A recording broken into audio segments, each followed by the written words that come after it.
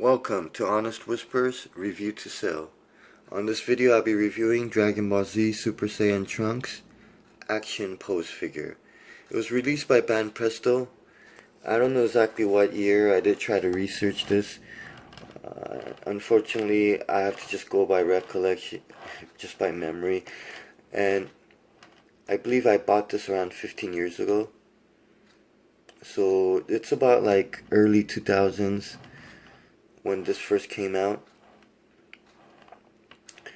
So it's definitely on the rare side. And there's no designer or sculptor credited to this figure. Usually there aren't, and I did try to look for one. So I'm going to go over 5 different categories to review this. First category is design, which basically goes over the concept and the pose.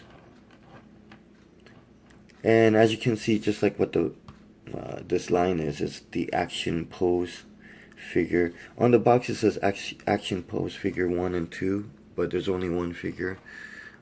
So I don't know why the numbering on the box was like that. But either way, when you look at this particular figure, it does have a very dynamic action pose. He's about to draw his sword with his right hand, and he has his left hand kind of measuring up. Even when you look from the side, it kind of looks like he's about to shoot or shooting a fireball with his left hand. So it is Dragon Ball, so I guess whatever your imagination tells you. But either way, just the way his hand is kind of reminds me of like a Bruce Lee moment where he has his nunchucks tucked under his arm with his right and has his left hand sticking out. So it's very cool, dynamic pose. As you can see, he doesn't come with the base, and as I'm turning this, he is very stable.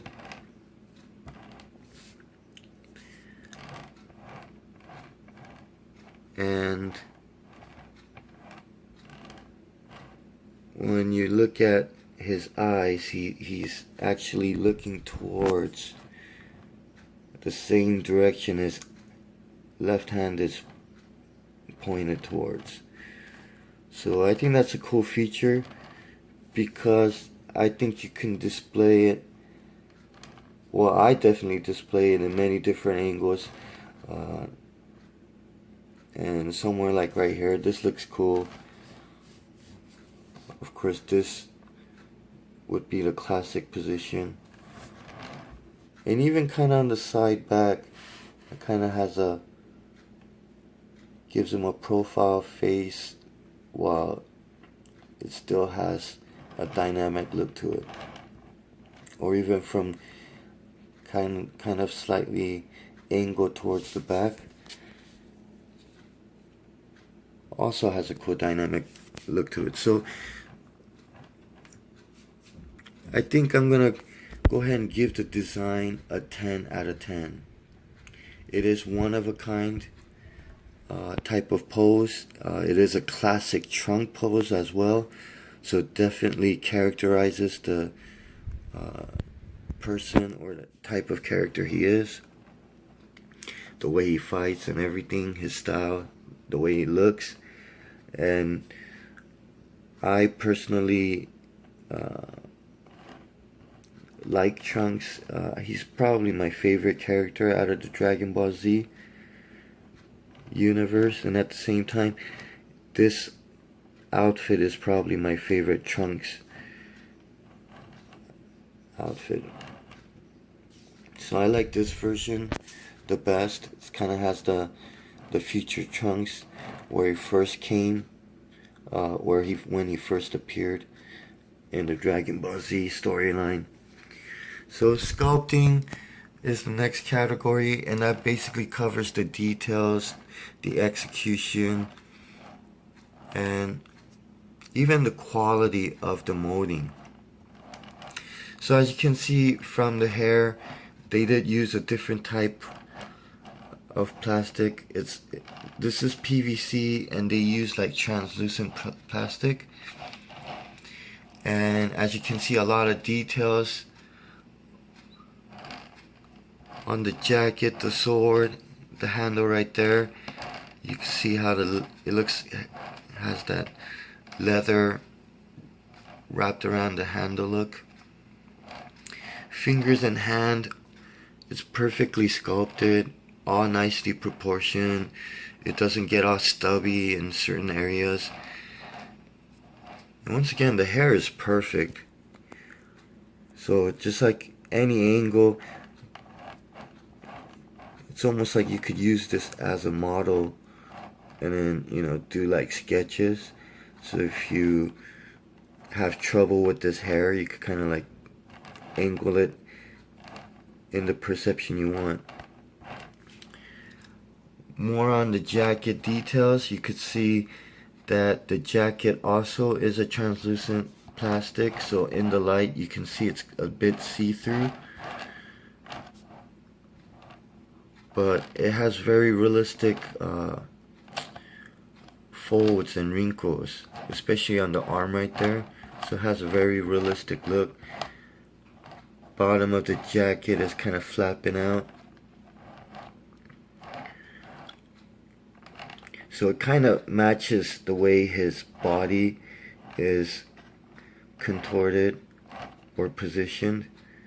Once again, the fingers on here, very nicely detailed and molded, even down to the little lines. It doesn't get all weird. It's very clean. Pants, similar to the jacket. Looks like they did do some paint over it, so that's why it's translucent just on the bottom. The feet, that's translucent as well. But the pants, the way it's wrinkled and folded up, looks just like the anime, very realistic looking. Even the details on the belt right there, you can see it's all been sculpted. Now, there are some minor issues if you start looking up close. Like the chest right there, you see like the sculpt line isn't so clean. There are some paint issues as well. Little areas like that. Now this area, you're never really going to look at this area, but this is an example of a bad molding or maybe a dirty cast. Either way, or the cast itself could be the problem. So you could see a little lump right there, a little bump on the back of his ear, on the neck. And you could see that his head has been attached there, so I do see a seam line. So this was definitely comes in several different parts, probably painted separately and then assembled.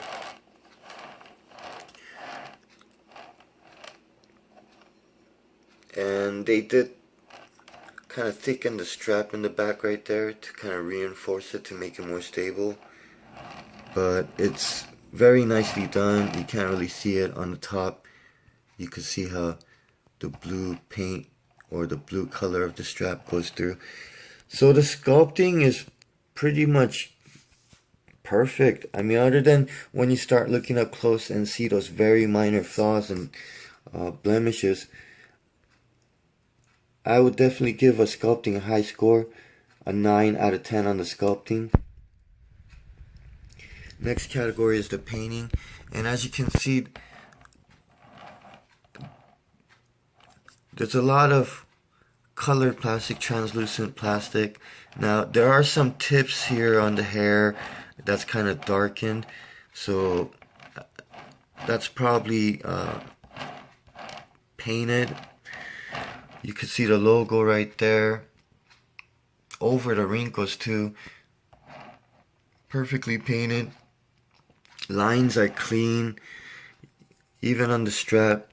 Now when you start looking up close, you can see very minor flaws right there. That's kind of like molding, combination of molding and paint. And one thing I wanted to point out too is the blue doesn't go all the way to the buckle, so there are some purple right there in between the buckle and the blue. As I mentioned before, on the chest, the black line right here on his tank top isn't so straight, so you see that in that creased line where the molding kind of ends. And on his chest, that was the issue I was talking about. You could see another like line indentation. Other than that, face looks pretty much perfect. Eyes are painted perfectly. Of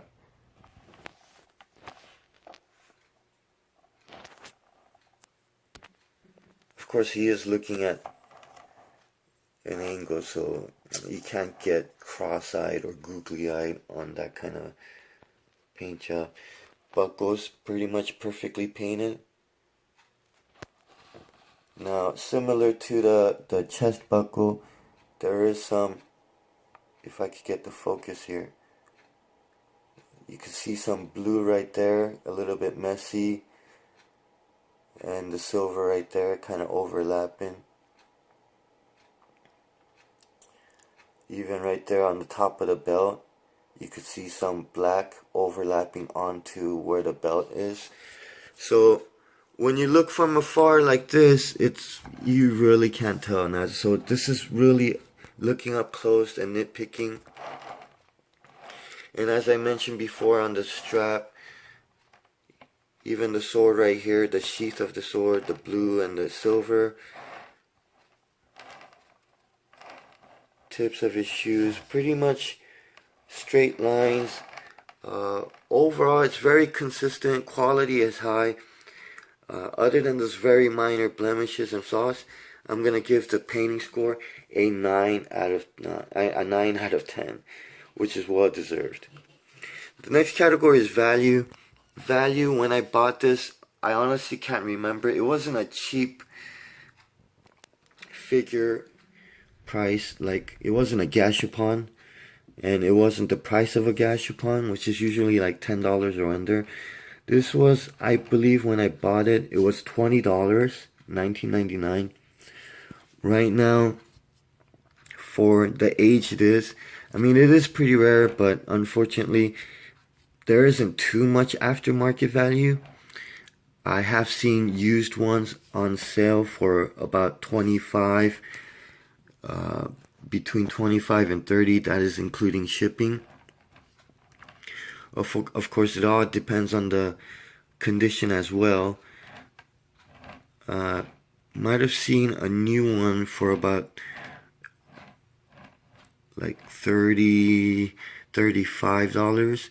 So for the age, I mean, it's over 10 years old for sure. So it should at least be double the price, but it's not.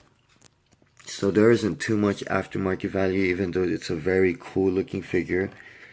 And to me, it's one of the best looking Trunks figure they ever made, just by pose and detail and quality. So I'm gonna give the value a 6 out of 10. Unfortunately, just isn't too much, but it is more. It did go up, but it just didn't go up too high. So overall, accounting for all the scores that I've given on the different or the preceding categories: design, sculpting, painting, and value. As I mentioned, it has very nice details. It's very clean. I don't see any flaws in it, and for the size that it is, which is about 5 inches, a lot of details, and it stands out for something this small. And as you can see, the combination of paint and translucent plastic definitely has a nice effect to it. I think it makes the figure a little bit more vibrant, kind kind of shine, not really shiny, but it just kind of glows a little bit. So really has that Super Saiyan effect to it. So I personally like this figure. The more I look at it, as I said, it's displayable in many different angles. So it does have its own value through that. So I give the overall score a 9 out of 10.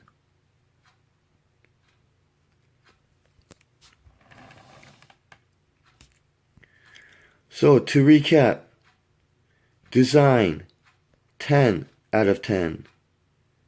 Sculpting 9 out of 10. Painting 9 out of 10. Value 6 out of 10. And overall 9 out of 10. Thank you for watching. Until next time, eat your vitamins.